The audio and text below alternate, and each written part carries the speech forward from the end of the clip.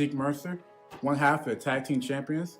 I'm here to tell you that if you want to be a champion, if you want to survive this thing, wear your freaking mask. Parental discretion is advised. This show is brought to you by IndyWrestling.us and IndyWrestling.network for your independent wrestling entertainment. Slice on Broadway, supporting Pittsburgh podcasting with the perfect pepperoni pizza. Production services by Sidekick Media Services.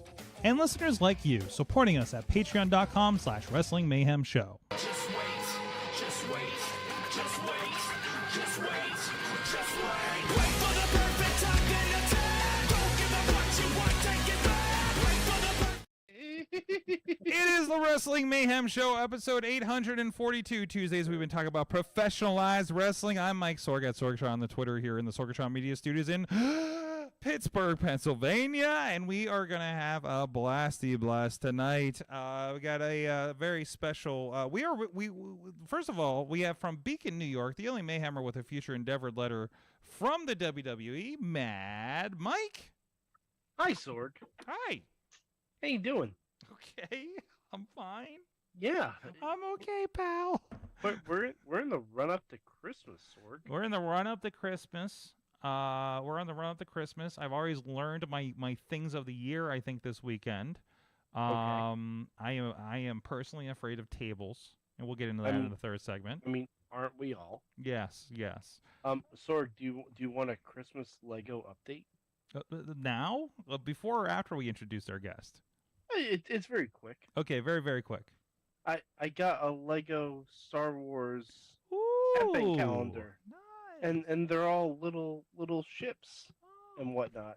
Did you see? They're very fun. I got a Funko Pop Star Wars advent calendar from my sister-in-law.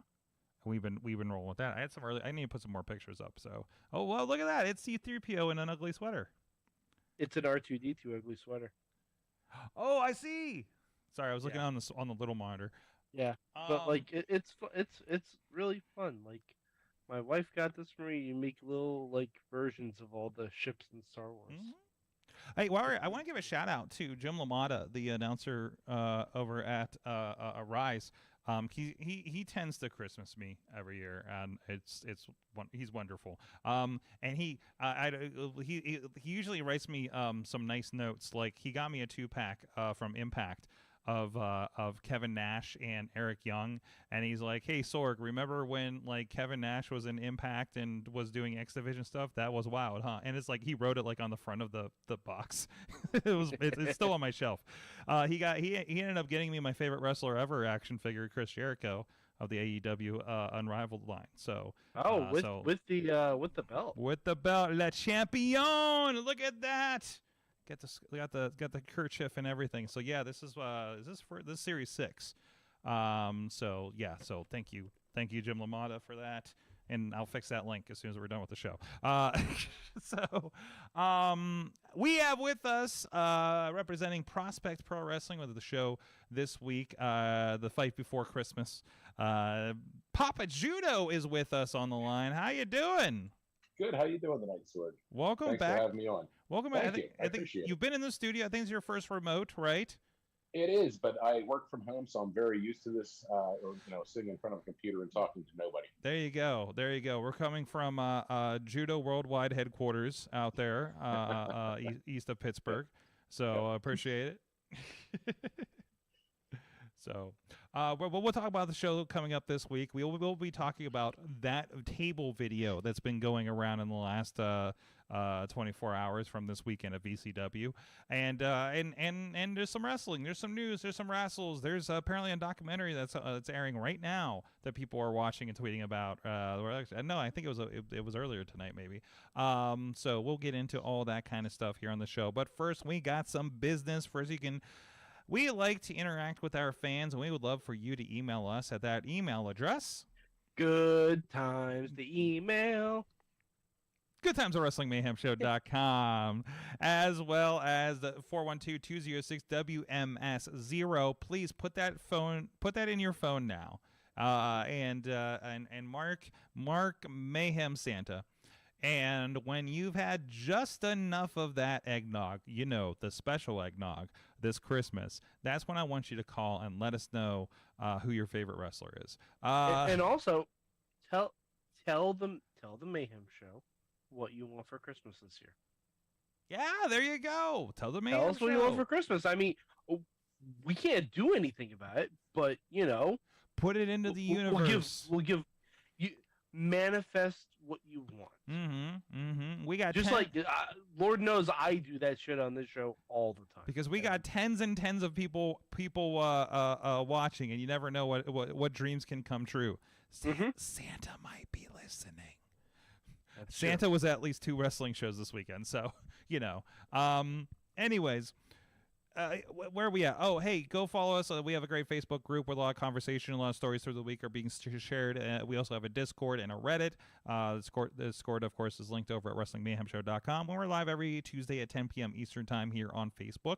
Next week will be our special Christmas episode. And also this week, I think it's going to be at 8 p.m. Thursday, we are having a special holiday party here at the studio, and it's going to be the STD Christmas special. I asked, I hope this isn't a spoiler. I don't know if it's still in the plans, but when we started scheduling this a month ago, one of the questions I received from Chest Flexor was, do you have a tarp? So I don't know entirely what's planned. I usually don't know, but that is one of the nights that we do classically I have drank on air. I will be again. Not tequila. We're just going to put it that way. So so that's going to be a thing that happens. So we invite you guys to join us. We'll be live streaming that, of course, here. It's a Wrestling Mayhem Show STD special. And then Wrestling Mayhem Show, actually, Christmas special will be next Tuesday. And then we are going to be we're going to be reaching out to everybody on Patreon about recording a episode for between the holidays to invite you guys on to have a conversation as well. Alcohol and booping will happen, says Tina in Seattle. Yes. Yeah, I'm sure. Oh man. No, anytime you have chest flexor and you involve a tarp, one should probably be worried. Oh, I'm in trouble. Okay, so sword. Just remember, Scotchgard gets out most stains. Most. But also, let's not forget Sword, the quarantine challenge and what happened there. So. Oh no. Oh. Well, I don't think Bronco's coming, so I think we're safe there. But again, I know the kind of people that are coming in. Oh boy. Anyways, and of course, local Patreons are invited as well. I believe everybody has received a message on that by now. Speaking of Patreon, thank you to our Patreon supporters at Patreon.com. And as I initiate and get into gear for the Excalibur Challenge. And one of you made this a little harder on me this week. And you'll find out who. Guess which one it is in a moment.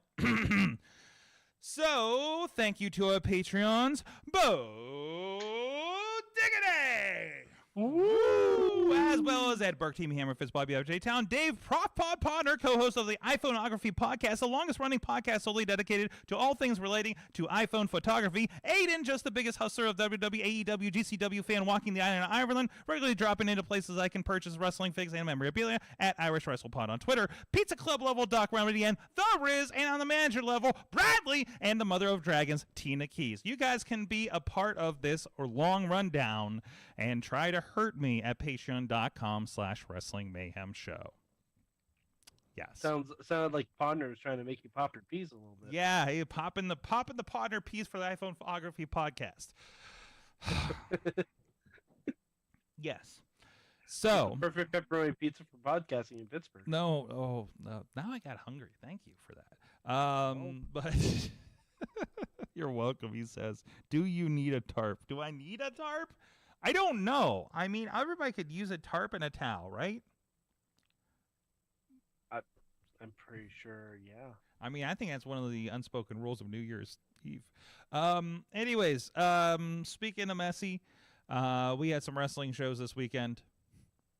Ring of Honor's Final Battle happened, and I'm the only one that watched it, apparently.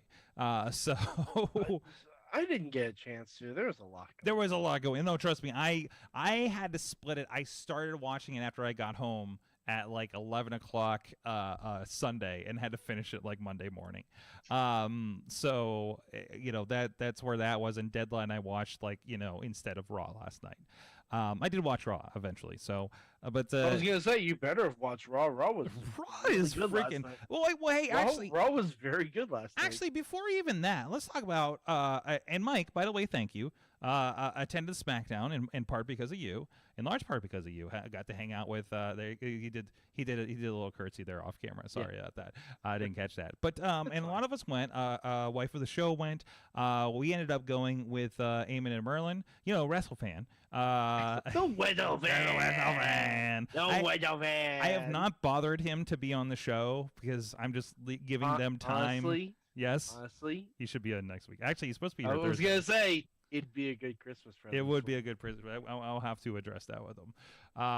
But they're they moved up here from Texas, and I don't want to bother them if they're still settling in. So Of course. although now he's been on wrestling pay-per-view in West Virginia because of me, so I think we can start. I think he's settled. I think you can start harassing. Yeah, I think we could be like, so you want to do this now? But no, it was a good time. I got to hang out there, and some other friends of the show were around too. So, And by the way, what a SmackDown that was. dude, that was the most a fun wrestling SmackDown. show I've seen for a show taping. That was a fun SmackDown. It was a lot of fun. They did the milk thing. I had somebody that messaged me that usually does the teardown for WWE locally, and he's like, "I'm so glad I didn't answer the call after he saw the milk thing." Yeah, seriously. For teardown. Ooh. It was Gotta so be rough. good. It was fun. Like the stuff they're doing in between. It's JoJo that's announcing on SmackDown, right? Samantha Irvin. Samantha Irvin. Oh, I see. I don't even have everybody straight. JoJo no longer announces. Oh, okay. But Samantha Irvin was on NXT. okay. But they're doing. They do the DX cam and the Can't See Me cam and everything, right? Yeah. And like she's singing along with the DX song. And it's fantastic. Well, I'm like, you know what they listening. do in NXT during commercial breaks? Right? What They do the Tony D cam. do they? Yeah, they do. A Monopoly. Oh, They fantastic. do the Tony D cam and they do the Ivy Nile cam where everyone just like puts up, one gun. Mm-hmm. Great. Jeez. But what the hell is happening? Sorry, I am getting some commentary from some Tales from the Territories over on the YouTube from Trek over there and everything. So it sounds like it's just kind of recap of things that have aired on other programs. So anyways, what are we talking about? Oh, so yeah, SmackDown. No, it was a lot of fun. There's some videos that we threw up on our social media. WWE has not taken them down yet. We had a little bit of the afterwards. Dude, it's like that vibe. Like I was talking to somebody because Jim from Fishing Up 8 always asked me how WWE's going. And I was like, dude, I went to this show and it was so fun. And like afterwards, like you saw them all singing happy birthday to him and everybody's having a good time. There's a video going around of New Day. I'm sorry. What's the rap group? That's Hit in there Row? now. Hit Row. And Yeah. a couple other guys doing like some dancing out by the what are you doing? Oh, I saw the dancing. yes. I saw the dancing bit because I think WWE even propped that out. Did they put it out? Okay. Yeah. Okay, because I thought it was like coming out around on TikTok and stuff too. It just like, and then like even like Triple H came out and and hugged and the hug Kurt and everything. It just felt like it's that vibe, like Ben, this, like that vibe after a show when you just like everybody just killed it and everybody's like having a good time. Oh, yeah. Like it's like that, and I can't remember the last time I saw that from like a WWE show.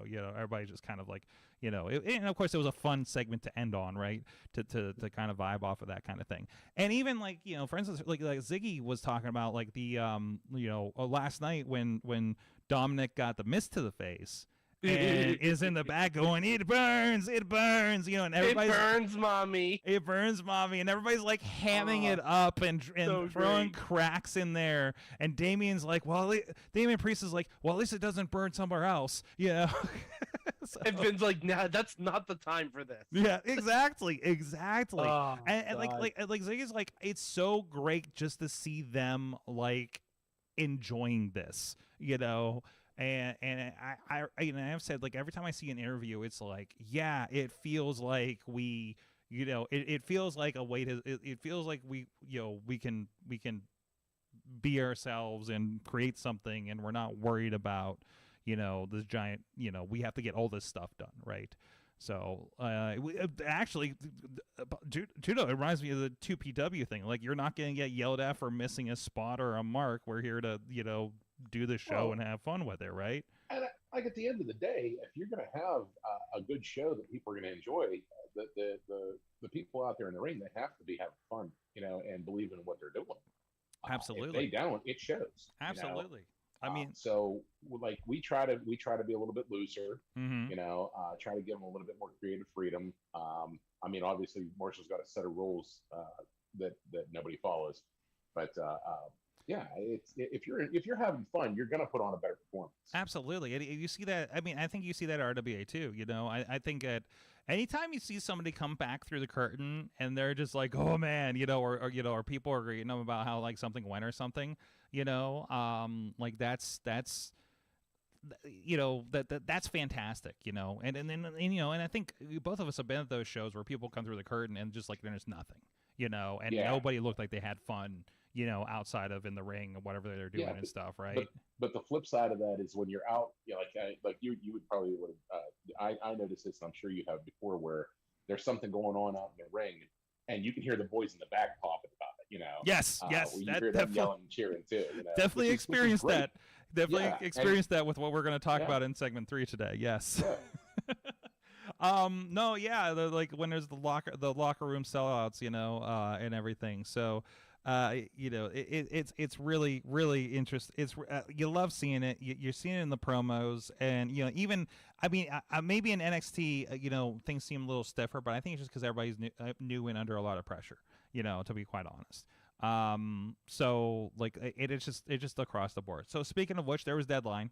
Let's talk about that. So, Mike, I know you watched it. This was the most complicated WWE show I think I've ever watched, because we had this Iron Challenge match that was 25 minutes, 5 people. They come in kind of like every 5 minutes after the first. So literally there's a person that only has 10 minutes to get all the falls that he can't, right? I love how they played this. Oh, and also there's a penalty box aspect and everything like that. The women's match was like, okay, it's mostly one across the board except for one person, and somebody gets the second fall at the, you know, within the last like 90 seconds, and that's the whole thing. And it kind of laid the groundwork of this is how the match works. I think they were very, very smart with that. And I think, as we talked about last week, there's a lot of much younger talent in the women's division involved there than was the men's, it felt. And you could tell when the men came out, they just balled out on this stuff. But of course, they got Axiom, they got Waller, they got like people that are just crazy in the ring. The thing happened that I hoped would have happened, because I wanted Roxy and Cora to get stuck in the pen together and just start fighting during their 90 seconds, right? Yeah. And I think they were like really close to that, but that didn't end up happening.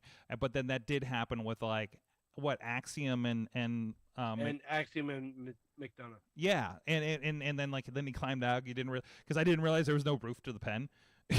So. Yeah, just for a new match. I don't think I've seen a new match executed better than since the original Elimination Chamber. Oh wow, yeah. Like, because it was so exciting. Because like this match had a sense of urgency to it for 25 minutes, which is impressive.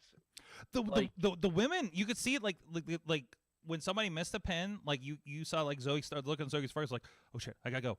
Oh no, Yeah. what not? What? You know, like that was perfectly expressed in those matches. And I think my favorite bit was when Grayson Waller first came into the match and was able to hit his somersault stunner on the two guys that were already in there at the same time, and covered both of them and got 2 falls within like 20 seconds. Yeah. That was insane. I'm like, oh, okay, we can do anything with this match. Yes. Like we can do anything with it because, and they also said, I don't know if you picked up on this, that if there was a tie, they would go to sudden death. Mm-hmm. So there's room to bring this back again, and then you could either have like a 5-way tie, you can have a 2-way tie with the other 3 people playing like spoiler or what have you. Like there's so many different ways to go with this match, and hell, you could do it with tag teams too. And I'm glad imagine that. And I'm glad they oh my, holy crap. Yeah. Holy crap. You want to talk, but here's the thing, like if one person from a tag team gets pinned, only that person goes to the penalty. So you don't get it too filled, but now their partner is fighting from underneath because they don't have anyone else to. And they filled in some of the gaps. Like I like that the counter didn't stop until her feet hit the ground to start being escorted to the box. Yeah, I think like Waller kind of stood on the steps for a moment too, right? When he got eliminated for the first time. Yeah, and that Waller also tapped really quickly so that he didn't take enough damage and he could get to the box quicker. Like they made sure to point that out. Oh wow, yeah, like, I missed that. Yeah, he got trapped in a submission, I think from Mello, like center of the ring, and no one was around to break it up, so he tapped immediately so that he could get out of the hold and get into the penalty box and didn't take any damage. So good, so good. NXT's on the upswing, real good right now, and it's getting back to like what I loved about NXT. And it's the right mix too. Like I love the, I think that the right people for the most part are doing the NXT retour. The return tour of duty. To NXT. Like Apollo is a great one. And even just something different. Like Apollo goes on a fishing trip with his opponent. Right. Yeah.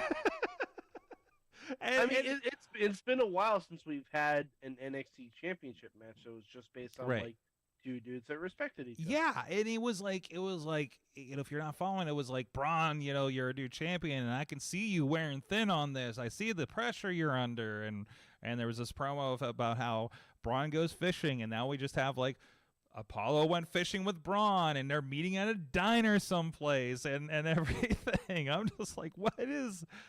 I don't know what this is, but I love it. It was the wrestling equivalent of diners, drive-ins, and dives. I feel like there's because they both dive to the outside. I feel like there's a movie like this that I saw one time that like mostly took place in a diner, not Pulp Fiction. But Diner. Oh, what's the one? Oh, is it like the devil is at the diner or something like that? It was from like. Are you thinking of an episode of Sandman? It could be an episode. No, I think you're thinking of the episode of Sandman. There is an episode of Sandman, but where it pretty much all takes place in a diner. Oh, there's something. Yeah, I think that's what you're thinking of, and that episode is. There is that. Up. Well, maybe that is it. Maybe because I took a break and just finished Sandman again. So yeah, no, that's probably. I feel like there's something from like 10 years ago I watched that was like that too, though. Oh no, because I read the book, so that was like 10 years ago. So there you go. There it is. We figured it out, guys. What did the diner guy? What did the diner guy? Spoiler alert! What did the diner guy end up being in that? I can't remember. It wasn't Sandman. It was somebody else. No, he had some of his sand, I think. Okay. I forget his name. What is it like? A bunch of people were sitting down and meeting with him, and like he was kind of granting them like or helping them. It's basically it's a. I believe the chapter's called like 24-hour diner. Okay. And every hour he had them act differently toward each other, and 1 hour was just like them massacring everyone. Oh no! That's a different thing than I'm thinking. Then that is definitely a different thing than I'm thinking.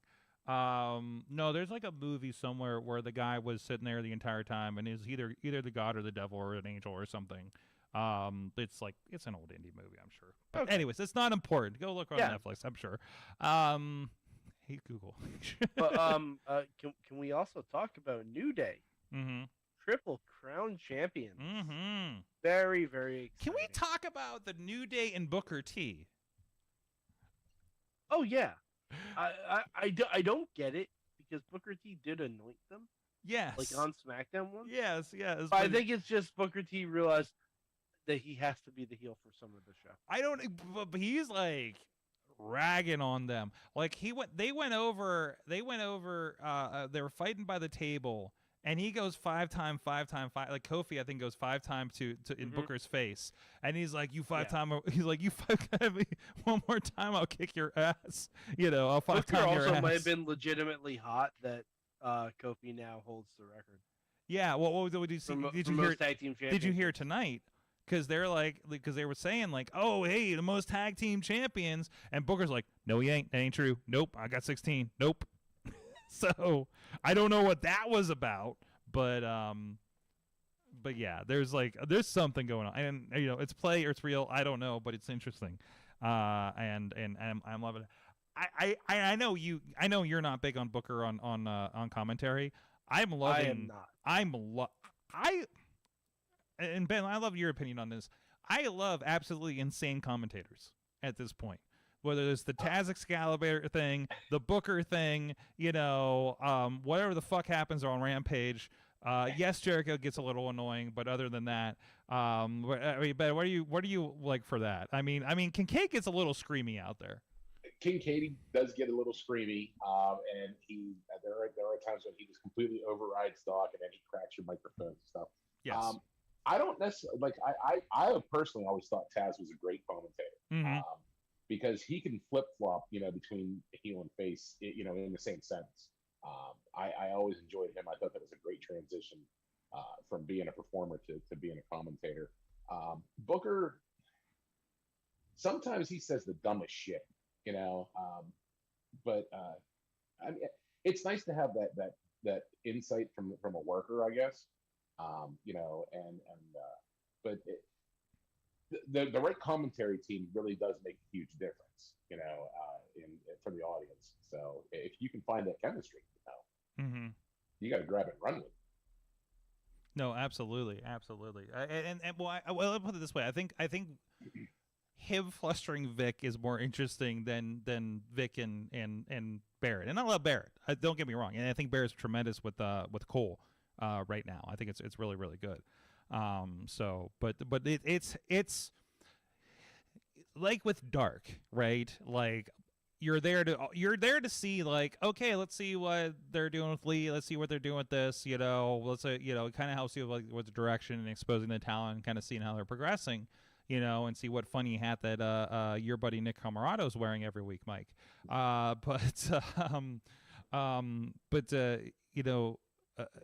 If you do have that commentary where you're like, no, you got to get the ear out because every once in a while there's going to be that nugget that's going to pop you, like that. Just, I mean, it brings me into the show a little bit more, right? So much. So again, I know it's not like clean commentary, but it's like, it's its own character, and I think that's okay in some cases here. So, I know, like for me, when you when you do a filming for a show and you release it to us to watch, and it used to be a lot slower. You've gotten much faster, but it used to be hard cam. Then you would have the cuts, then you would have the commentary added in. So there'd be 3 times. So I'd end up watching every TPW show 4 times at least. Live, and then the hard cam, and then with the cuts, and then with the commentary. And I'm sorry I did that to you. But no, that's okay, because that really helped me to grow in the role that Marshall keeps throwing me into. So, but that commentary is like that dash of salt that just brings the whole dish together. Without that, yeah, it's a wrestling show, and yeah, there's some cool stuff going on, but man, that commentary just makes a huge difference. I don't think the movie I'm thinking of is Legion. I'm thinking this thing I'm thinking of is an episode of some kind of chronology movie or a series or something. But anyways, this is gonna bug me for a while. This is really gonna bug me for a while. We should have an episode of Mayhem Show where we just sit in a diner. That's the new thing. Okay. You got a good one down from you, Mike. So we'll go. Yeah, up I there. do. There you go. Dropkicks, Diners, and Dives. Show title. Okay. Dropkicks, Diners, and Dives. Right in the middle of it, somebody breaks into a full match and trashes the whole place. Which will mimic the end of that Sandman episode, right? Yeah, there you go. Chronology. What's the word I'm looking for? It's something like Twilight Zone, where it's multiple stories. God, why Okay. I can't Over on the Anthology. dark side. Anthology. Thank you. Dropkicks, diners, and dies. I feel like that's a real thing that exists. So Oh, it's we'll gonna find out be when we get to somewhere cease and else. desist. It won't be the first one we got today. Anyways, not this show, but yes. Okay. We did get cease and desist ones from WWE. Whoops. So, I got lazy on cover art one time, but all right. So Deadline, very very good. New day, new champs. I'm loving that. It livens up that. I mean, I of course Pretty Deadly is tremendous. But I Dude, mean, I cannot wait for the eventual match between New Day and the Creeds. That match is going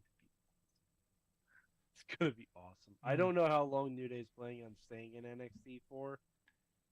I hope they get to work with every team down there because NXT has some really good young teams. Like the spot they did with Pretty Deadly, where they all did the Eddie Guerrero spot.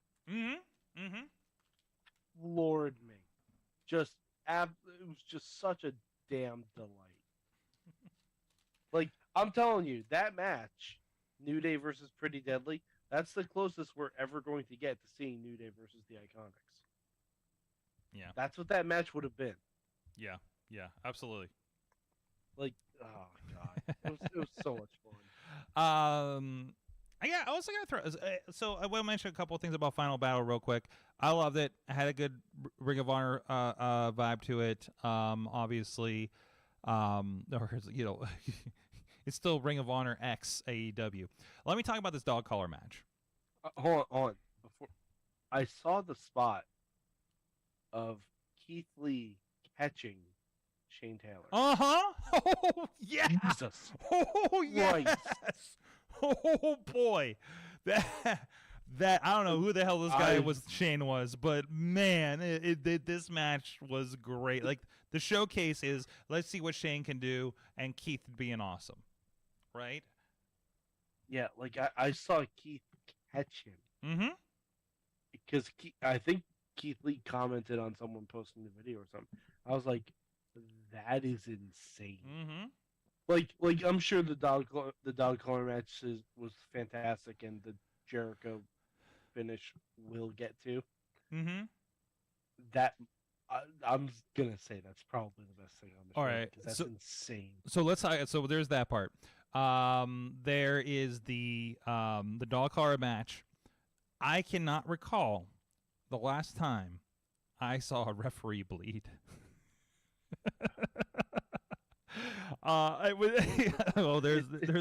It's unnecessary. Unnecessary. Listen, It's this unnecessary. and maybe Ben, you can speak to this because you work around the crazy people we know that love to do this kind of thing. Like I can see CJ just kind of actually CJ may be the other referee I've seen bleed during a match. So now that I think about it in his history, I feel like that's something he would do, right?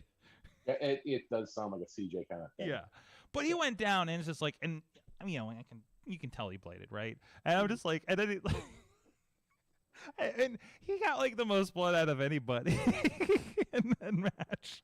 So, but I just, and they had an extra referee out there, which makes sense since it was like, two teams, tethered and everything like that. And of course they went nuts, they're pulling, he yanked them off of the top turnbuckle onto a pile of chairs on the outside, stuff like that. Like, as you do. Crazy shit.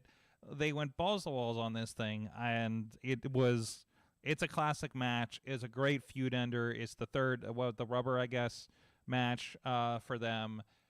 Well, no. I think did FTR win 2? I was gonna say I thought FTR won the first 2. Okay. But I might be wrong, but I know they had the belts. So. But man, that was fantastic. The other stuff, other stuff was great, but the things to talk about, of course, you want to talk about the finish, the Jericho Claudio match. I know there's a lot of anger in this. Are you in the what the hell was that camp that some people I've seen on Twitter? No, all right. And to recap, we should recap what happened, right? Yeah. Basically, Claudio won with the giant swing. The giant swing. He kept going, and Jericho tapped out while being swung after like 30 seconds of it, right? So okay, yeah. So I saw the spot. Mhm. I saw the finish. I applaud them for trying to do something different. Mhm. But if you're gonna do that, that has to be a swing like we've never seen before. That not just like the same swing you'll see in a random match on Dynamite. Mhm. Like that has to be like the swing that Claudio had in Chikara, where it was like almost 100 revolutions. Mhm. You know, like that's what it had to be, and I don't think we got there. Mhm. But I applaud them for trying something different, even Oh. though I don't know if it worked out. Also well. consider things happen in matches, and maybe it was intended to be, and maybe they had to pull the trigger earlier because they were losing them, or one way or the other. Like maybe they had to cut it short for some legitimate No, reason. I know, but the attempt I mean, is. I mean, I think that's what they were going for. yeah, but then you can also like, if that's the case, you can also audible, and he can launch right into a sharpshooter like he normally does. Sure. From... But also notice what they did. Like he started with the finisher, so they kind of set him up in reverse, right? They're like, and they put over like, hey, he got him early with this. It doesn't put him out, but it takes a lot out of him. It's just like your bar in 2K. You know, I didn't take him out with the finisher, but I'm about to with this suplex. Like, I think the thing that bothers me is that if Claudio hadn't done the swing on AEW at all and broke it out for this, totally fine. I feel like he hasn't done it much. He's Yeah? done it on top of Blood and Guts before. He did do the top of Blood and Guts before. Like That is twice, I think. Yes, yeah, I think you're. Yeah, he did actually. He did. Yeah. So yeah. Once to one of the 3.0 guys and one to Jericho himself. Yeah. Like, I mean, you know, I applaud them for trying something different. I think they could have done it all over Barrett. So but, I can't remember. I'm just happy Claudio won. Mm-hmm. Honestly, I don't care how it was still a good match. It was still a tremendous match, regardless. So we do have details. Honor Club has been resurrected. It's still a $9.99 service. Has the back catalog. It's revamped. Thankfully, because God, that was rough before. Revamped with the back catalog and everything. It sounds like the weekly show may appear on it. Pay-per-views are still going to be on Bleacher Report, and those will appear on Honor Club with a 90-day window. God, they gotta get out of that Bleacher Report. I know, but you know, I think the issue is. This is Tony playing nice with Warner Brothers Discovery because that's the partner, so he needs to. Is them. Bleacher Report partner with Warner Brothers? Yeah, it's a Warner Brothers company. Yeah, no, we figured this out early because we're like, why the hell are you on this? So it's a Peacock situation. It's a Peacock situation, yeah. Gotcha. Yeah. Okay. And that's why, Okay. in America, but everywhere else is international. Because I was gonna say, I'm like, there's no way Tony doesn't see it. There's issues with the Bleacher Report. No. But what he gets out of allowing them to do that is more leverage to get what he wants in the TV deals. Right? Gotcha. So he gets to play ball with that. Did you have a chance to listen to the scrum at all or anything from it? Because one of the discussions. Oh, I didn't see there was a scrum. There was a scrum.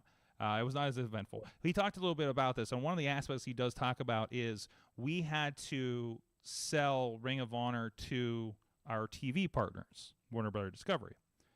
Also, understand they're probably also navigating the changing landscape of Warner Brothers Discovery right now, and that's probably also led to us not getting a TV deal yet. They are going to announce a TV deal. From the sounds of it, they were after New Year's. Was there New Year's Smash? Sorry, I was mixing it up with NXT's in my head. So after after Wrestle Kingdom, after New Year's Smash the next night or that night, I guess, depending on how you look at it. Interesting choice to give the Briscoes the belts, then. Yes. Well, then maybe again that might be part of the changes and negotiations and things like that. Maybe they don't want them on TBS, but maybe they want them on what they don't mind them on wherever ROH ends up. Right? My not knowing anything opinion, Ring of Honor doesn't end up on a TBS or TNT. No, hell no. No. They use it. Way too niche. Way too niche. They use it to prop up on one of the other 20 channels that they own now, right? Or they, it'll be on like an extended cable, like not like access, like whatever access they have, like not quite a destination. FX Now. Yeah, FX Now or something. Yeah, exactly. Just shows up on Animal Planet. I was gonna say, I'm like thinking like all I can think of is like HGTV and Animal Planet, and I don't even know if I have the right company, right? There might be somebody. TLC, is that theirs? It's just TLC like is different. Yeah, it's just Ring of Honor is presented on the Science Channel. yeah. Didn't they put Dynamite on True TV one time when the NBA preempted it? Like something weird like that. Notice they haven't done that for a while. Yeah, it's just, I just. It's one of those, and who knows? There'll be a channel. They're like, hey, we got this channel we really want to pop the numbers on. Let's put some wrestling over here, right? And then you have that connective tissue, much like how, they've been able to say the entire year, Ring of Honor has done the best gates and the best numbers they've done in their history.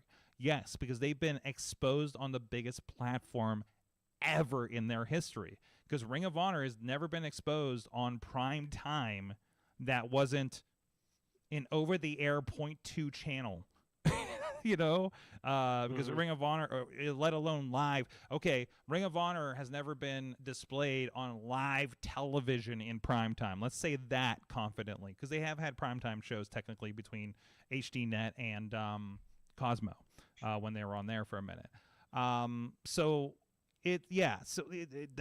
Obviously, so whatever they do is going to be bigger than whatever they've done at this point.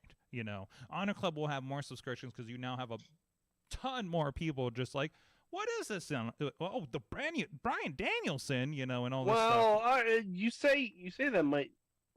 I think if people realize that they can't get the pay-per-views on there, like but there's plenty of people. I mean, this is still nichey. I understand this is still nichey, but I say in bigger numbers. I'm not saying blockbuster numbers compared to WWE Network. I'm saying they will listen. When I say the best numbers ever, and I say this with all due respect to Ring of Honor, that is not a high bar to get across for anything. Basically, by Tony Khan breathing the words Ring of Honor, they have now broken all of Ring of Honor's records. Okay? So, it's just... Honestly, all right, and you know what they should do with Ring of Honor? I'm being dead serious about this. Give it a half-hour time slot on Cartoon Network during Adult Swim. No, I'm dead serious about this. That's what you do. They're a partner. That's what you... Tia just posted a list of the partnerships. And I'm like, oh, that's right. They also partner with Cartoon Network. Mm-hmm. Put Ring of Honor during Adult Swim time. Mm-hmm. Because that is... You want to talk niche audience? There's your niche right there. Ring of Honor people can guest star on Titans, I mean... make sure that you schedule Rick and Morty after it to really jump the numbers. Mm-hmm, mm-hmm. Who's the lead in who? No, that's actually a good idea. So you can have Rick and Morty cut a promo in the Kingdom. Be great. Mm-hmm. You're having matches like the dog Rick, collar Morty, match. and Summer versus Kanellis, Taven, and Maria. Yes. Yeah, there we go. I'm sold on all these ideas. You know what I'm also sold on? We got a great wrestling network over at IndyWrestling.us, IndyWrestling.network, IndyWrestling.us YouTube for ringside members. You get all the latest shows of Prospect Pro Wrestling, of Rise Wrestling, of RWA, VCW back catalogs on there as well as the old Fight Underground shows and other things that maybe aren't around anymore. And a lot of programming that we've done over the years. If you want to watch women wrestlers have breakfast together, we got that. we got that. Referees were eating rigatoni. We got that too. So go check that out. IndyWrestling.us.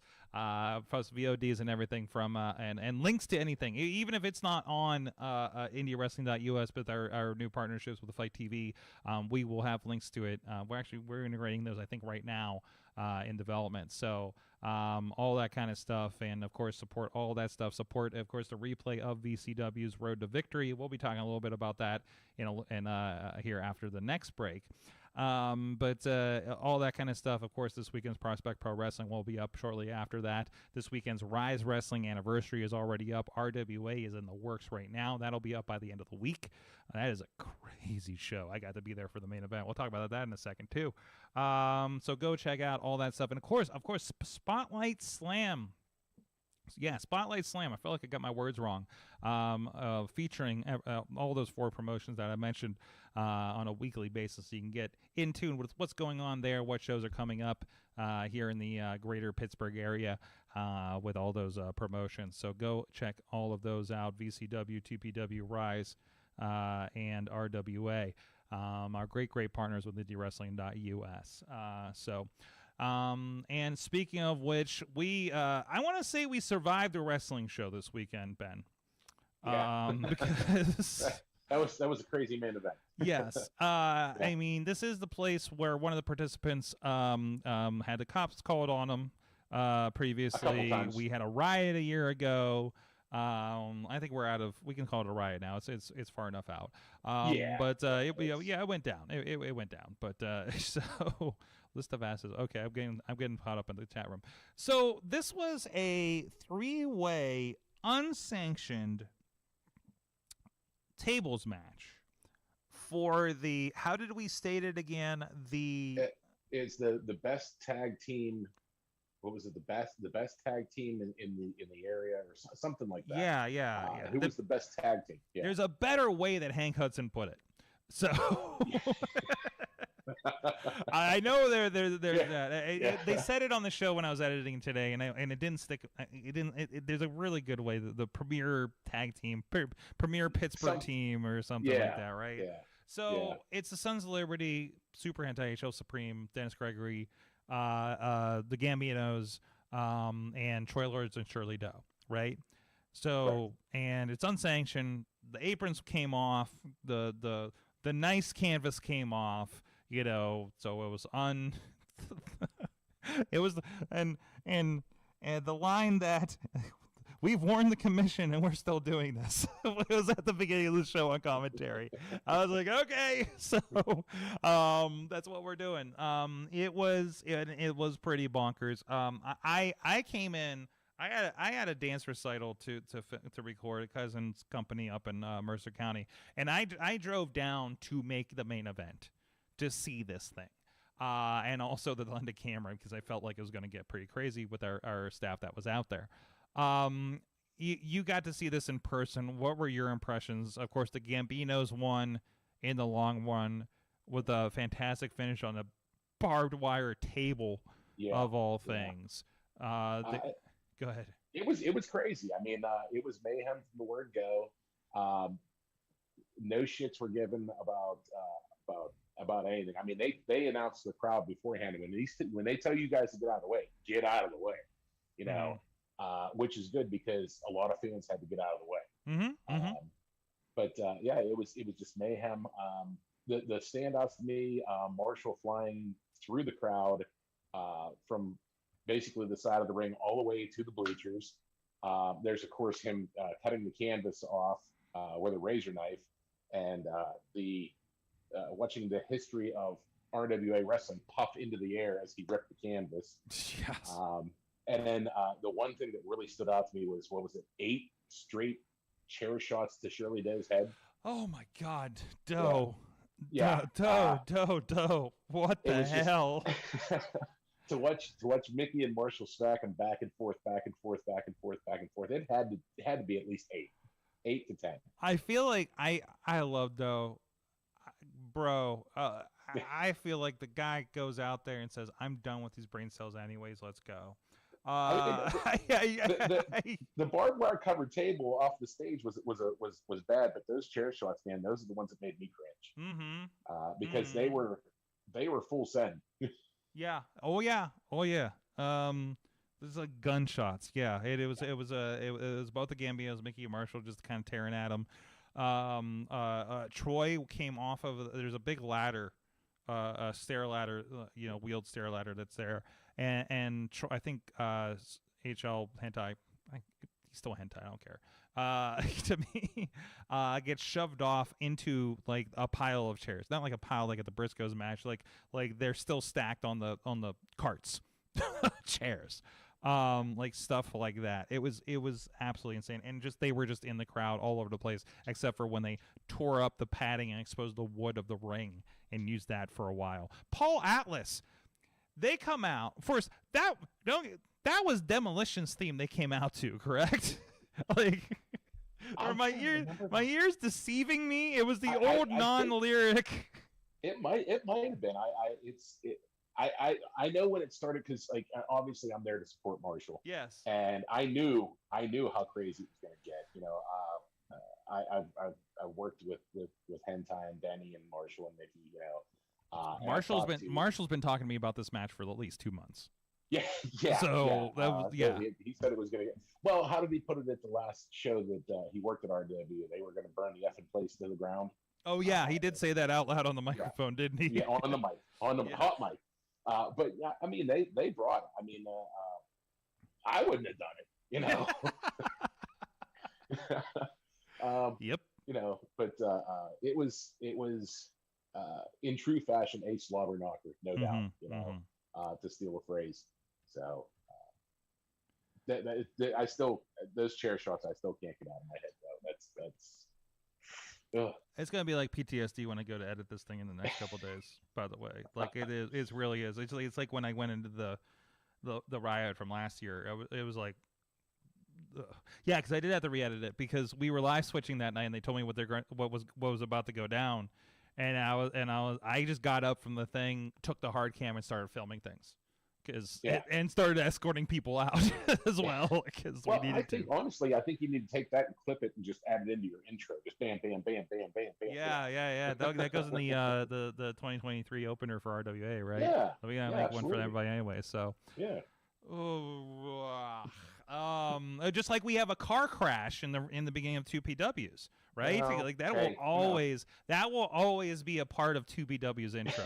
Just like there's always going to be a shot of John Cena doing the "You Can't See Me." There will be Stevie LaBelle trying to vehicular manslaughter David Lawless. I've actually heard, you know, guys in the back. All right, what stupid shit can we do to be on the highlight reel? You know, so.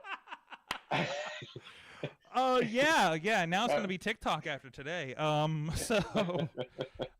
mean that is the highlight reel right now, right? Is something like that. I'm afraid to look at this TikTok, by the way. We'll get to that after the break. So RWA, batshit insane as usual. Their next show, they're of course going to have Scotty 2 Hottie.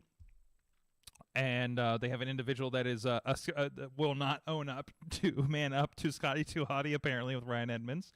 There's a video on RWA's website today about that, or a Facebook page. I'm sorry, God. You know, it's a pretty well timed there. But of course, you guys have with Prospect Pro Wrestling up there in Worthington, PA. You do have your Christmas show, I guess, technically your anniversary show as well, going on there. Yeah, this is 4 years now. 2018 was the first show. It was right down the road in Kittanning, and until we found our home there in Worthington. So yeah, 4 years going. I mean, we had that little hiccup there with COVID, but we seem to be back. That didn't stop the wrestling though for long.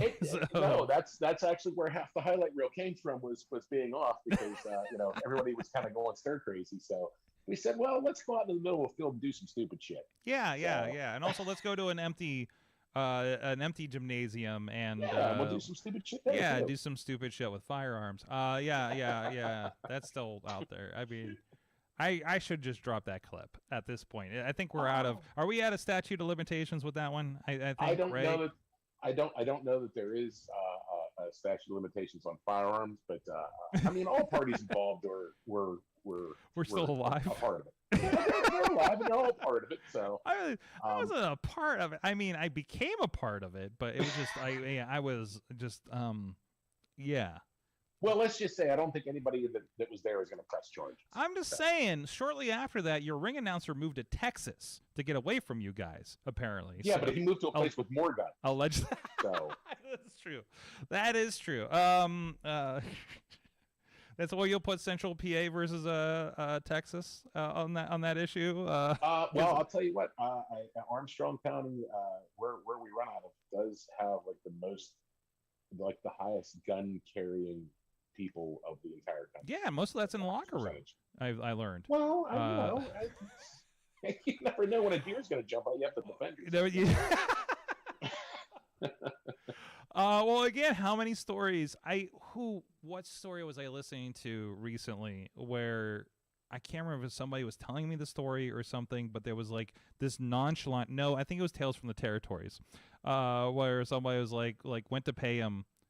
No, it happened actually. I think on Patreon a couple weeks ago, somebody went to pay him in not money, let's say.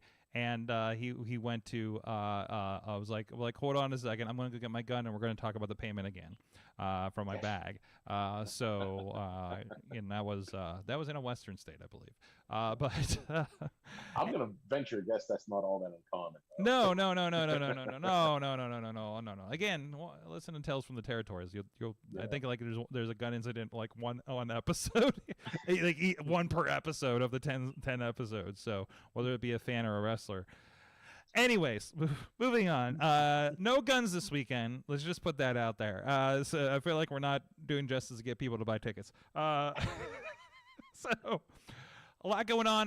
John McChesney recently returned. He was part of your first show back in 2018. Yep. He's in a 3-way, I believe, with Jason Gorey and Jamie. Okay, I wanted to make sure I got that right. So I mean, a lot of big stuff there. I was there for the Christmas show last year, and it was so much fun. Doink was there. Yeah. Doink was there, and he was amazing. Yes. But there's always a good time. There's like really like I think with you guys, like you're doing Toys for Tots stuff and everything, and like I feel like there's like a good Christmas vibe going on with everybody, and a nice year ender going on with this company. Yeah, I mean we try we try to make sure that this show, because it's a Toys for Tots benefit, because we usually get a few more kids than we ordinarily do.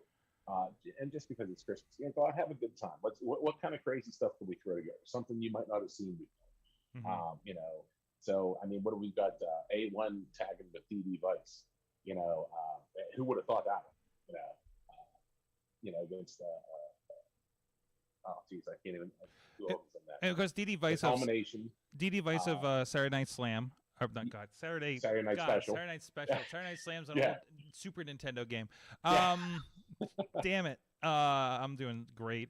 But in the A1, Anthony Young, who had an appearance, he's had appearances on AEW Dark or Elevation, to get one of those in the recent months. So so no slouch there as well. And he's very good. Right. He's very good, by the way. So he can do some amazing things in the air. Absolutely. Mm-hmm. But that's just one of those things where you kind of throw it out there, like, well, let's see if this flies. Let's see what happens with it, and just have fun with it. To go out there, entertain the crowd, have a good time. Hopefully everybody in the ring has fun, they do well. Everybody in the crowd has fun, they do well. Everybody goes happy. Goes home happy for Christmas. And this is a company that has a lot of younger talent, right? That's kind of figuring their stuff out. So it's one of those, a lot of people kind of find their footing and find their place there, right? And that's really, I mean, the whole reason for 2PW, we're not going to bring in, like these big names over and over and over again, in the area. I mean, we have big people like McChesney is a huge legend in the area, with Corey, the Rev, but all these guys, they come in and they're kind of trying to pass that knowledge along to the younger guys, give them the reps that they need to hone their craft and to, hopefully get booked and move on to bigger and better things. And that's what I told a lot of these guys, as much as I hate it for it to happen, my goal is to not see you anymore, because you've gone on to something bigger and better. And really, that should be the goal of almost every indie company, right? So I would hope. Yeah, like we're here to get you there, and that's also like it helps you, but it also says we can say, hey, that guy came from here, right? Right. Right, exactly. That's exactly like every time we do see a Katie Arquette or an Anthony Young on AEW Dark, like that, was like, hey, you helped we were get, a part of that. Yeah, you were a part of it. You helped that. get the reps in a place to get to that point, right? Yeah. So, and that's a really cool being a part of that. And that's always been my favorite part as a fan, is like seeing those people grow. You know, the coolest thing that on Friday I didn't mention, Mike, is once again, you know, we talked about that tag match Saturday night where it's like all those guys were on the first show I was ever at. Also on the first show, probably in the same match, were Walking Wild and Eric Ray Rowe, right? And you know, that's really freaking cool. And here they are in Pittsburgh again, you know, and they're the first ones out there for that match on Friday, and it, you know, that's cool to see that happen, right? And see that kind of come back around and see those guys make it, you know, after 10, 11, 12, 13 years ago, you know, seeing them, you know, in their early days, in the baby period, the Baby Batista period, if you will. I wanted to yell it. There's a quiet point. I almost yelled Baby Batista just in case for you, Mike. You should have screamed Shima Zion. You should have started as Shima Zion. No, people yelled Shima. There was like people in the crowd yelling. You just heard like, Did he acknowledge Shima! In the out there, and we busted up laughing when we heard it. Did he fantastic. acknowledge it? I mean, as much as he can, you know. I mean, he was in, you know, he was in tough guy mode. So, so I don't know how much he could, but I'm sure he was smiling to himself a little bit if he caught it. So, but anyways, Zeke Mercer, hey, he's a guy that cut his teeth a little bit in 2PW. Had a great match on the quarantine shoot with Stevie. Like it was both those guys martial artists, and they went down that route a bit, and that was that was my favorite match of that shoot.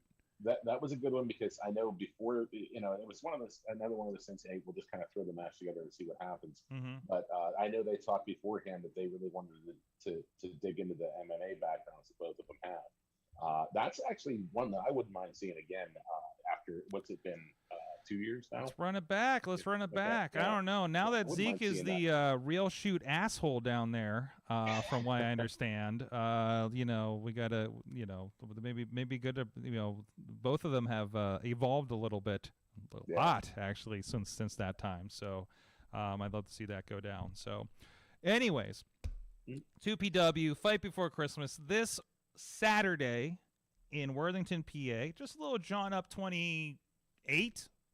Out of Pittsburgh. So if you want to get some good wrestling, if you want to support these guys and support a good cause there, it's you will not be disappointed there.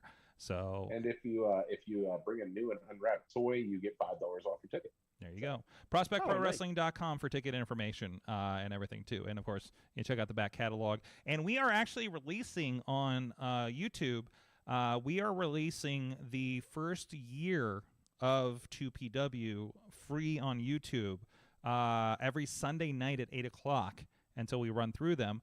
The first episode, or the first show from 2018 and the first show of 2019, I believe it was February of that year, if I'm not mistaken, are currently up there if you want to go check them out. Of course, early days, you know, some of this talent is a little rougher because it was a little rough around the edges, 4 or 5 years ago. So, you know, so take that. You know, and to be fair, I didn't know what the hell I was doing either. So yeah, I mean, I still don't think I know. I'm not sure if I know what I'm doing out here, and I've been at this for a while. So, and that's the thing. Yeah, we were talking about this the other day. Actually, Jamie Jamison brought this conversation up. Is who's been in 2PW the longest? You know, like who's had the most matches, like who's been the most consistent. And we all kind of figured out Stevie's like the workhorse of 2PW. But you were there day one. Well, no, I was not physically there day one. Well, okay, you were representing. Yeah, okay. You never show up for any of my stuff. No, I don't anymore, unfortunately. Well, actually, with the schedule, it's actually the 2023 schedule. It's actually going to be more likely. I'm hoping that I'm going to be around more. So. Well, that's probably because we switched to Fridays, and there's not a whole lot of MMA on Fridays. Oh my God! Somebody finally listened to me about Saturdays in Pittsburgh. So finally. There's how many companies in the area? There's only so many Saturdays. Although the funniest thing, I was sitting there with somebody at SmackDown. They announced when SmackDown was coming back. I think it's March 10th, 9th? Yeah, 10th. It's a Friday SmackDown. And there's at least 2 wrestling shows that day that already had their dates ready. One wasn't announced, but I was sitting by the guy. He's like, well, we're moving that one. We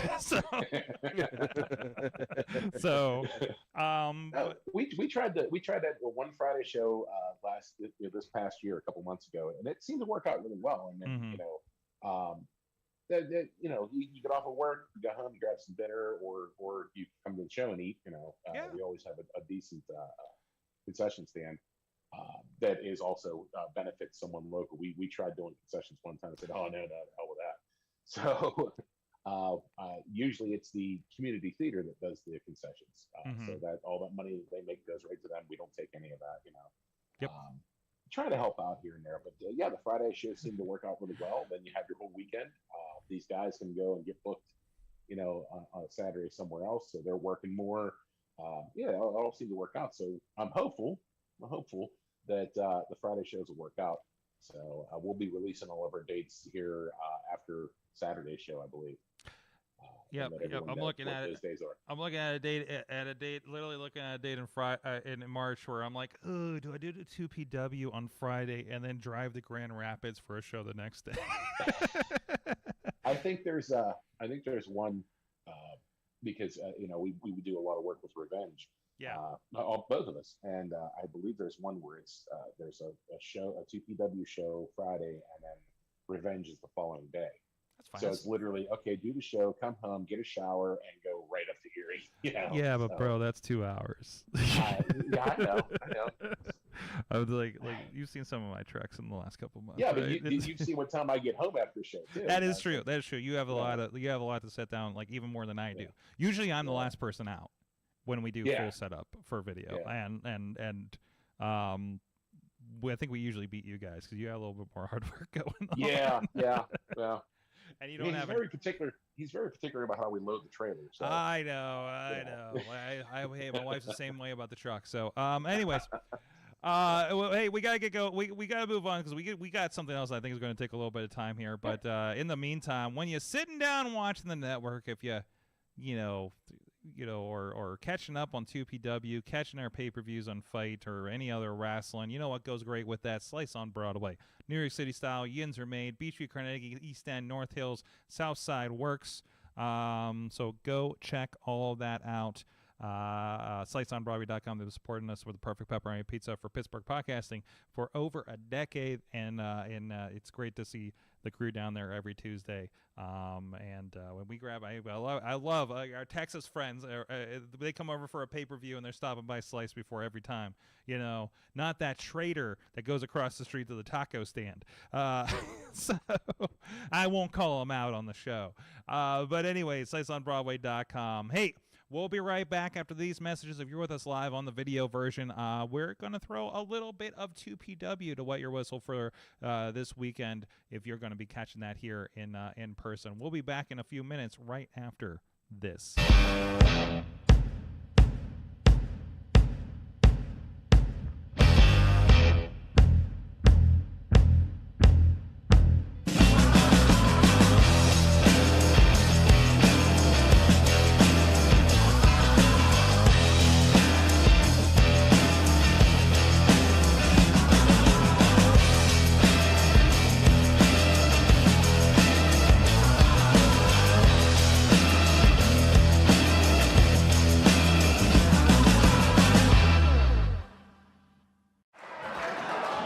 In wrestling, I mean, people put their mouth on worse. But I mean, all I'm gonna say is, Tony, I've never asked you how you got this job, but I think it's time for me to ask you how you got this job. In any case, it's none of your damn business. Okay, so back in match. Arm drag. Move. Another one. And one of the best arm drags in the business. John McChesney now rolls him in the ring. Up and over goes Gory. Big drop kick by Big League. And man, this crowd is going bananas! It is unfair to be that agile with that much veteranship. I mean, that's 21 years of veteranship right there, Tony. And now throws him out of the ring. And now McChesney going out. McChesney still moves like a young lion. It's insanity. I mean, the simple fact is he's been at this. He's no stranger to this. And now has the New Age play in a headlock. He's taking him around. What's he asking for? Oh, wait. Oh. I thought he was going to let Jordy handle him there for 1 second, but no, big punch by McChesney, and Freak's on the outside trying to get closer. I hope someone has an eye on him. I have to stand up because everyone's standing right now, and I can't see jack. Big chop by McChesney, and he throws Gory back in the ring. And now McChesney's circling around here, trying to get a breather. I get it, but man, you got to stay on top of Gory. And now McChesney, and Freak's grabbing the foot. And oh, big kick to the face by Gory. That right there. Come on, CJ, throw him out, damn it. Oh, we're going to give him a slide on this one. Now, like, Freak's already harassing Jordy, and now that joint manipulation that Gory likes to do, he is doing that right now. And oh, wait. He's trying to make him bite his own thumb. Yes, he was. Big kick to the head. McChesney getting out there, but oh. And now Gory kicking him right in the kidneys. Oh.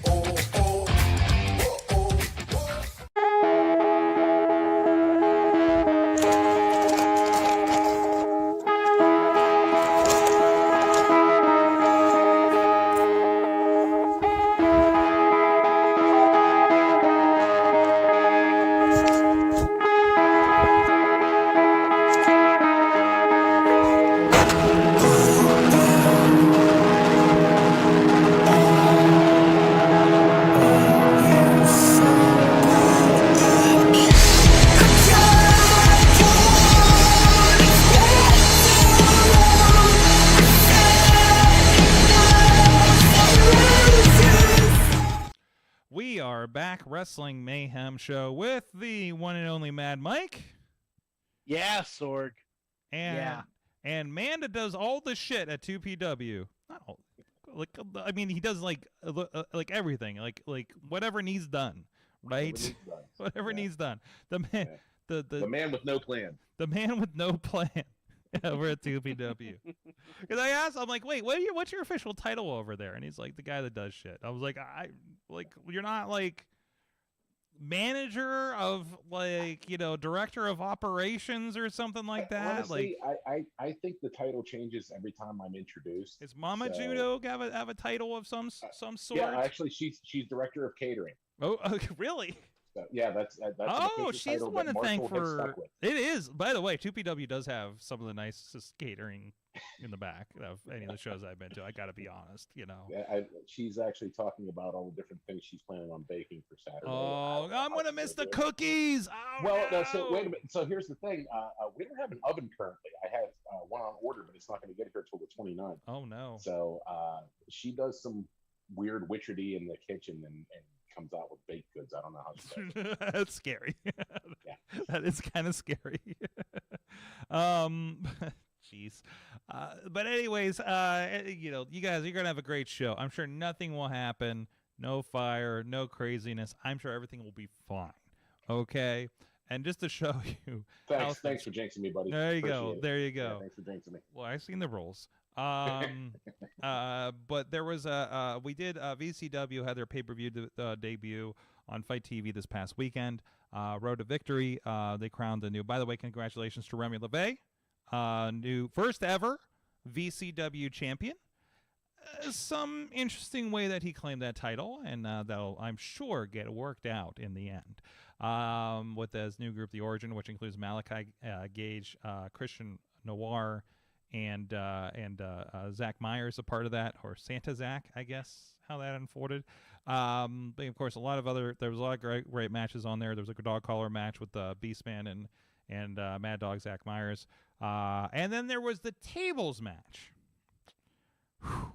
Between the Rad Boyz and the Wise Guys. And Wise Guys, they're growing on me, but and I say this just out of personal experience and not as a slight on them.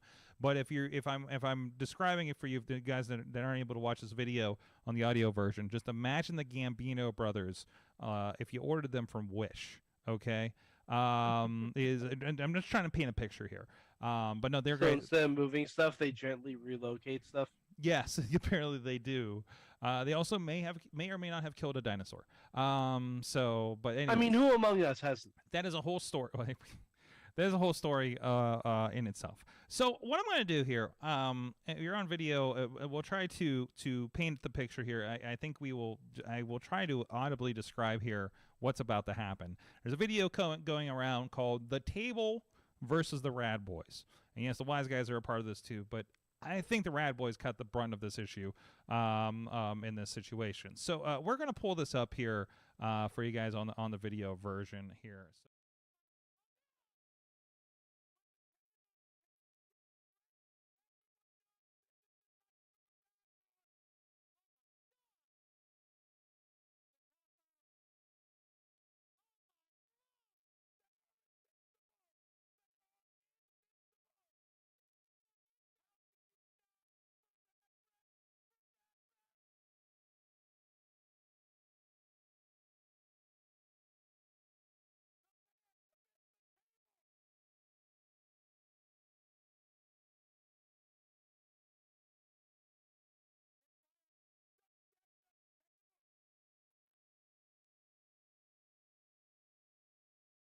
Survivor I Series team? think it was. Yes, it was the table taker. It was the They The say Davis. under table. Yeah. This direct from Japan. This table. Yes.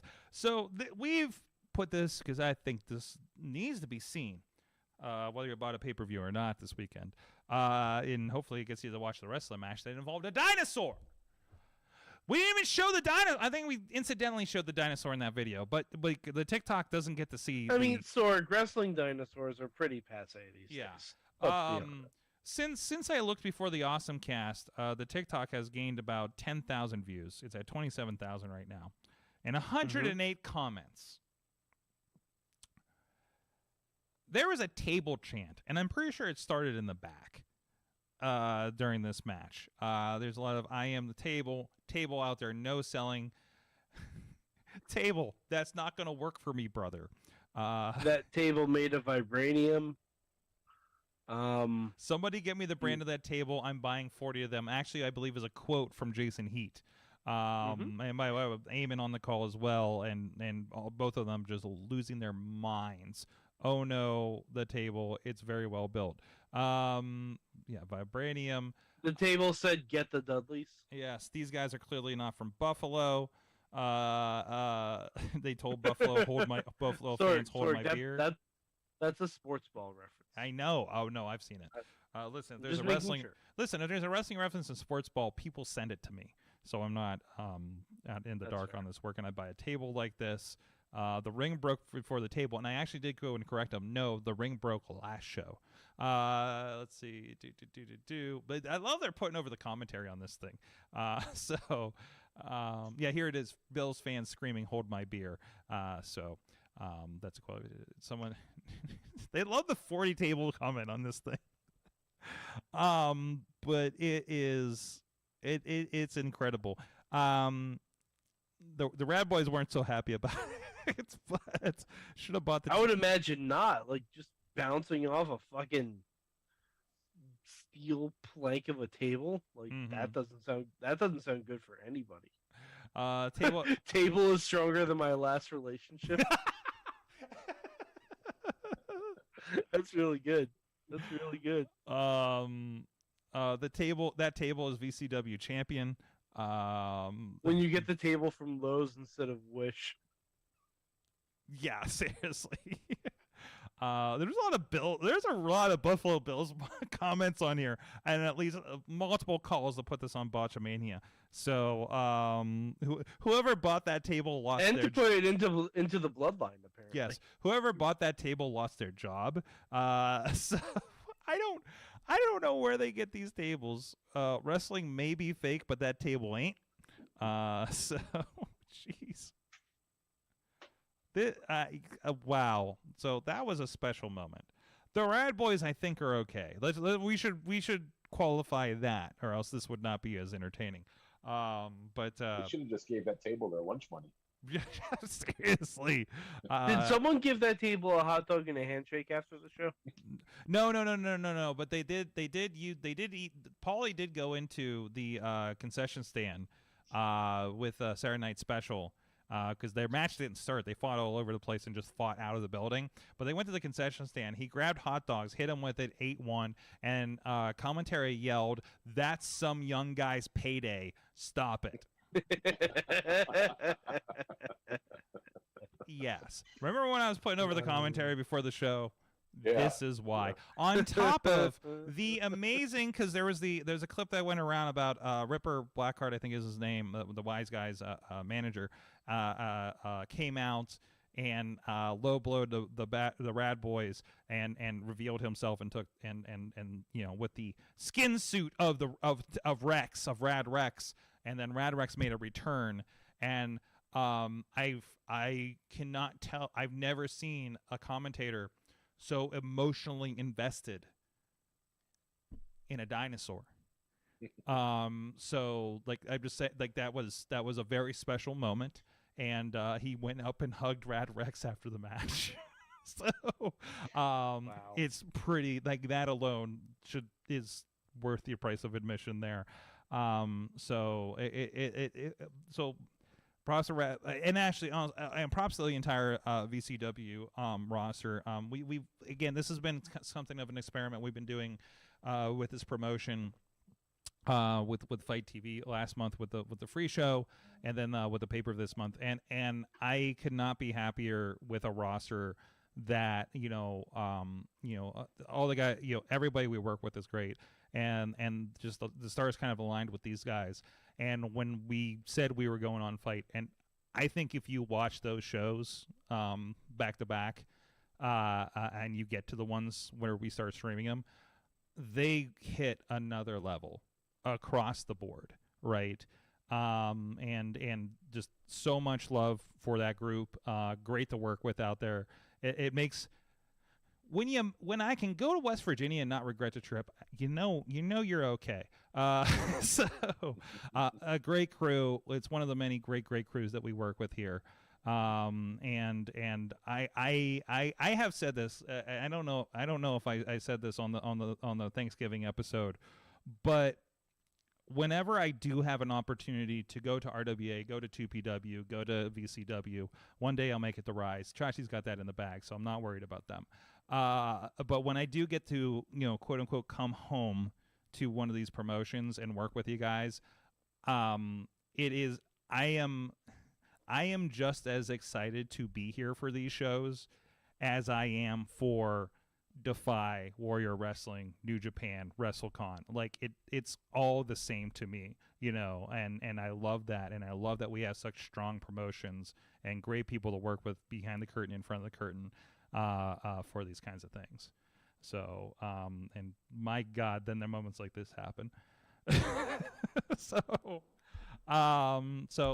you can check that out. It's over on the we have it on all the social medias, but of course everybody's looking at the TikTok over the IndyWrestling.us TikTok if you want to check that out and be a part of that. And I do love, by the way, I have to call, we talked about this on the Awesome Cast, but I especially this one, I don't get this on all the videos, and I haven't gotten this for a while, but there's a little disclaimer at the bottom that I think is kind of funny.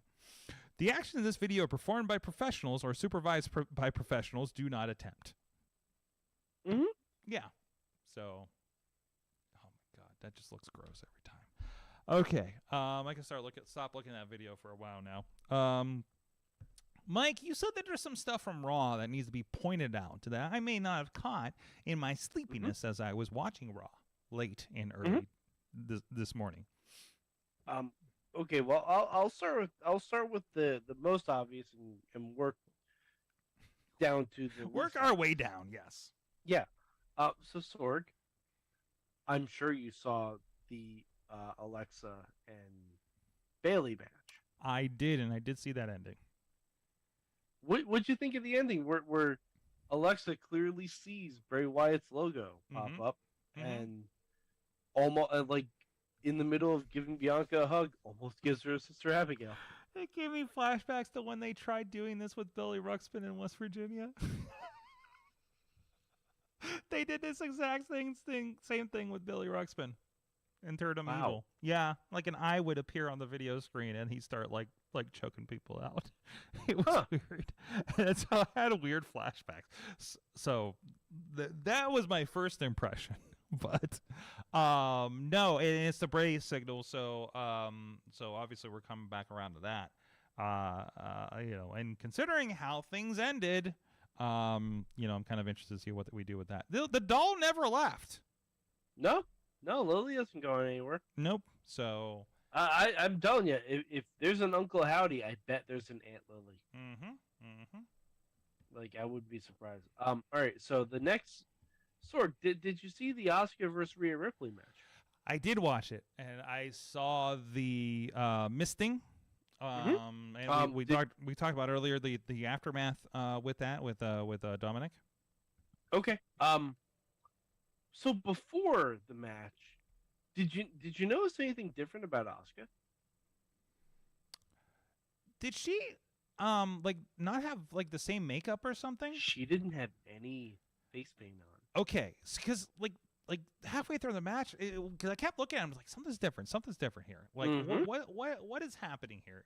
And then it was just like, oh yeah, she doesn't have like any of the Asuka makeup, right?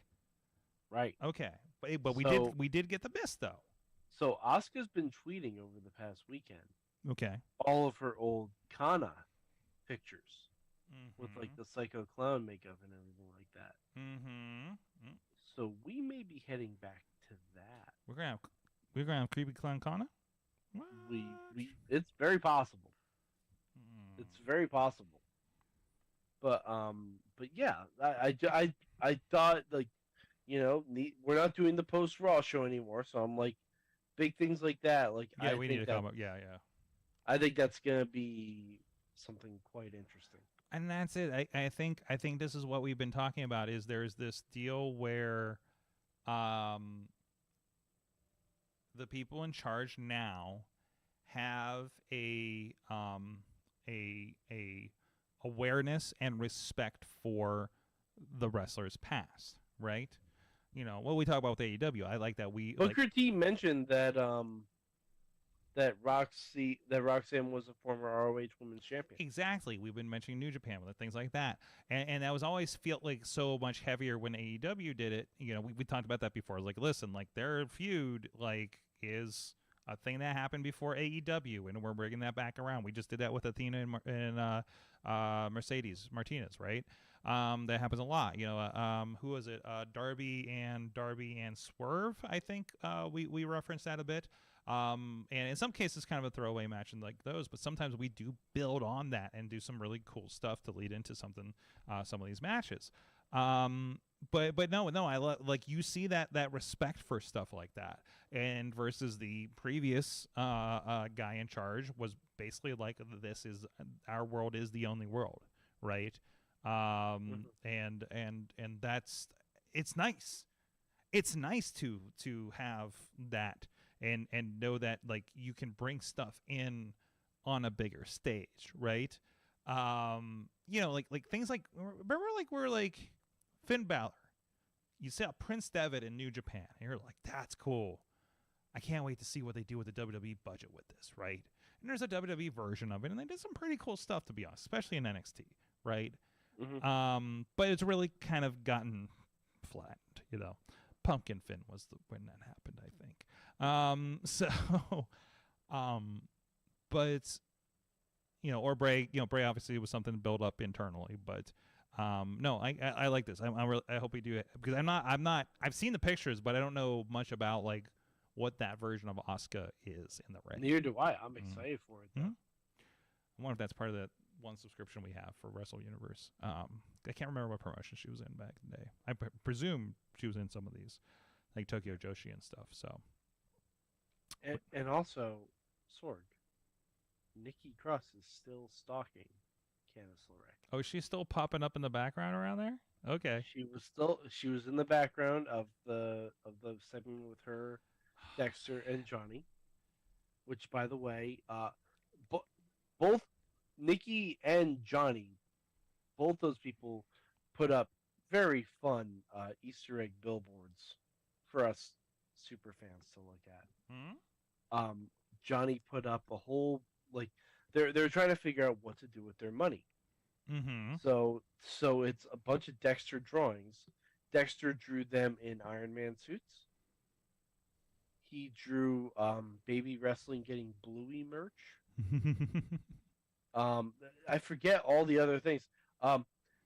He drew a picture of the moon, and just to the moon with a question mark, which, Cameron Grimes being called up soon, hopefully. That'll be interesting. Mm-hmm.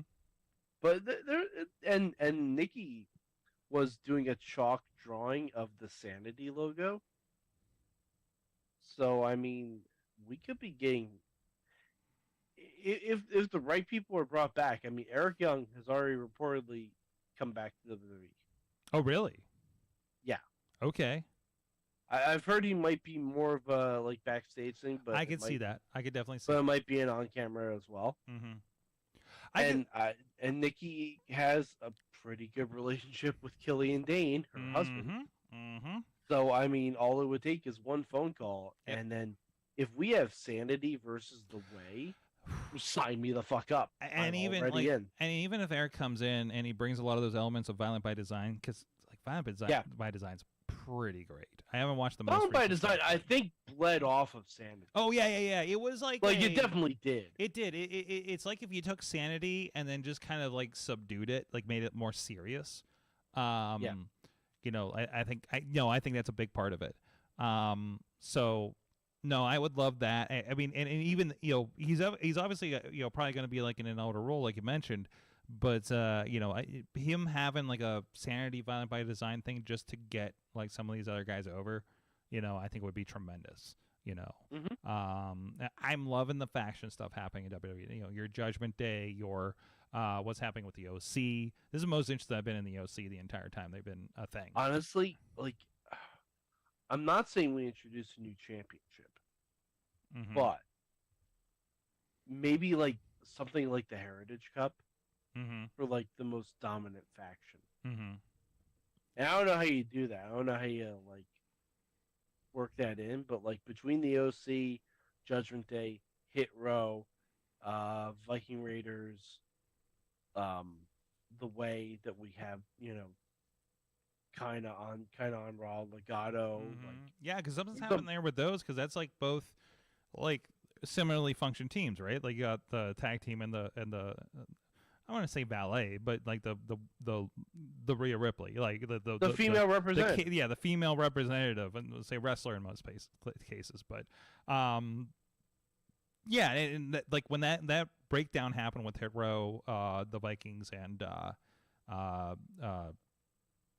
Phantasmo, it was just like, God, are we having a 3-way mixed tag? Are we just having, what is this leading to? Your mind starts running on those, trying to connect those dots. So I think that was really good. So we'll keep an eye on that and see how things develop. But in the meantime, we need to find out what everybody learned from wrestling this week. Chat room, please chime in. I'm going to try to keep an eye out for you. I learned I need to catch up with some New Japan guys. I started watching. I just threw up some of the early, like, kind of junior tag league stuff. But the biggest thing was they do have I don't think it was initially up. I think it was a pay-per-view. But they do have the historic crossover show on New Japan World now. And I've also been watching a lot of Wrestle Universe. So especially after the conversation with AJ Alexander last week about Tokyo Joshi and things like that. And and again, I'm just throwing it on the iPad while I'm working, usually here during the day. So my day is works in front of me, side laptop, iPad with some Japanese wrestling most likely, or Raw this morning for the last 45 minutes of it. And then I got a feed on an iPad up on my shelf of like our IndyWrestling.us feed. So I'm just surrounded by wrestling, and usually I'm editing something like RWA like today. So there, Kairi Sane is a part of that, Mike. And also Also, I learned big rumors about Kyrie. Kyrie's going to be on Wrestle Kingdom. I wonder if there's someone that has wanted to wrestle Kyrie for a bit that might also be there. Well, they announced her opponent, not somebody I'm familiar with, but the line "I'm going to put you into a special kind of hell" was put in the promo I watched today, and I was like, I am so excited. Please watch the Wrestle Kingdom promo. They do this wonderful thing where they have this like 3 LED board set up, and the guy's posing in front of it as they're going, and they have like the promo storyline kind of stuff going through. It's like a minute or two promo that I think it just posted today. And it's got Ospreay Omega on there. It's got the Jay White Okada. It's got a bunch of other stuff on there. It's gonna get you excited for Wrestle Kingdom. If you're like, I don't know why we're watching this, you're gonna find out on that promo. It does a very, very, very good job. Sword. I'm going to try and pronounce something. Boso no jikandesu. Do you know what that means? That means it's boss time in Japanese. Ooh. Gotta love Google Translate. Does she show up in the So Battle Royal? I don't know. So all right. So you know how we talked about manifesting things earlier, like asking Santa and all that stuff. Yes. Here's what I want. I want Sasha to have a couple matches over in New Japan. You know, she bucket list stuff for her. That's great. Mm-hmm. Then she shows up in the Rumble, wins, and is the first person to tap Ronda out at WrestleMania and sends Ronda off into the sunset. Mm-hmm. That'd be perfect. That'd be a perfect arc for me. I don't know if we're gonna get that because I'm now not really that confident that Sasha's coming back. But who knows? Who knows? Nothing is in place until after the Rumble. No, absolutely. And even then, the Raw after WrestleMania. Wheels is in the chat room, and he learned, and my wife also learned, big fans of the Alpha Sigma group. I see what they did there. I didn't realize. She kept texting me about this while I was driving back down to the show. Because just like give me updates on the show while I'm driving, and I'm like, just like, okay, I don't understand until I'm listening to commentary and realize it was a bulking season versus ass. All right. Yep, sounds about right. Sorry, I didn't go to a real college. Tina, no, I purposely did not add that in. Okay. Tina said, squeeze in Sasha being Soraya's tag team partner for the AEW LA show. I purposely did not add that in because I think that's either going to be someone already with AEW, like Thunder Rosa or something like that, or I can see a Thunder come back. That'd be great. Or Alicia Fox. It's just gonna be a Total Divas reunion, isn't it? I could be. What about Rosa Mendez? Potentially, I guess. Go back and listen to our interview with her. Okay. Recommended, and then come back with your thoughts. Okay. So, I know where she was at, like, what was that, 3 years ago, and her mindset there. And I'm wondering, because Rosa and Paige were, I think, roommates when they lived here locally. Yeah. No, they definitely were. I remember that. So, I mean... I remember that from Total Divas. We know how that... That's in my Total Divas mind. Were they filming Total Divas when they lived in this area? No. They were definitely somewhere else. Yeah. They were in Florida. Everybody's like, you can't live in Greene County. Come on. We can't film Total Divas in Greene County. What are you talking about? Yeah, there's no B-roll we can shoot of this. Yes. There's no beach. There's no, you know how it is. Tina learned that you can turn on the Kurt Angle theme at a party and get a dance circle going. Mm-hmm. There you go. All right, then. Blaze is hoping it's Statlander if she's okay to come back. That'd be a good comeback for her. Yeah, that'd be fun as well. And that is that. What did you learn, Mike? What did I learn this week? Jesus. had something. I just lost it. Papa Judo, what did you learn from wrestling this week? Well, thanks to being on the show today and seeing the table video, I learned that Shirley Doe's head is roughly the same hardness as the Rad Boyz table. That's about right. Yeah. Mike? God, I had something and I lost it. All right, I learned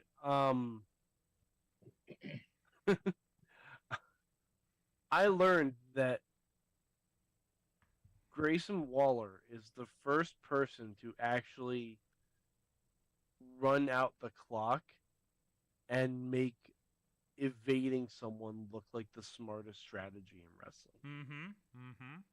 Because that last 20 seconds of him just avoiding getting pinned by everyone, when theoretically no one had to go after him. I know, but it's good psychology, right? Because everybody... It's excellent psychology. But everybody could have, like, he's making himself the target.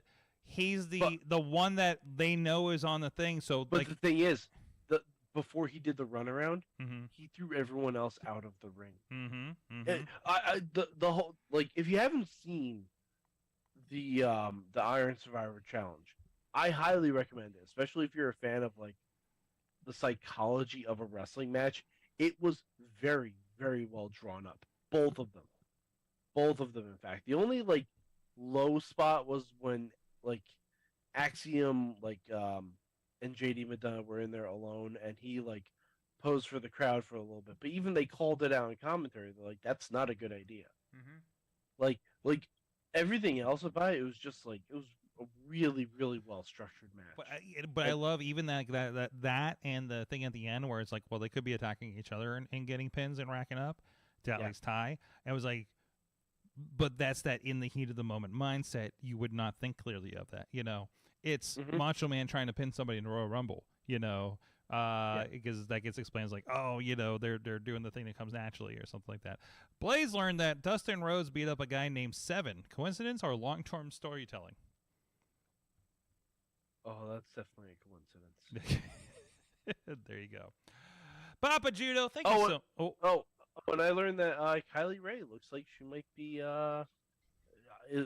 she's at least on main event, so that's awesome. Wonderful addition to the roster. Wonderful addition. Yes. Always fun. She has a great match with Lady Frost from a couple of summers ago. That's recommended from Warrior, I think. Papa Judo, thank you so much for joining us. Now I can do the outro.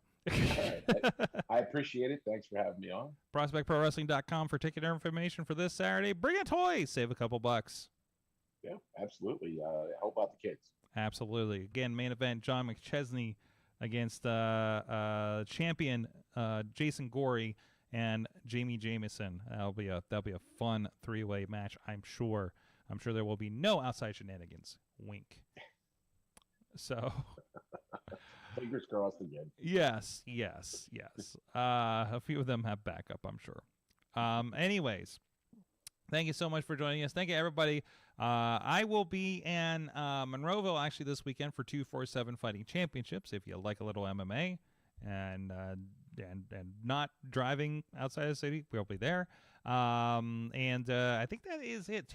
Top Rope Tabletop will be this Friday on the IndyWrestling.us streaming outlets. So looking forward to have the crew in for that for the Christmas edition. They had a lot of fun. I think they saved Santa Claus in their session this time last year. So the Halloween was a blast too. So I can't wait to get the guys in here again.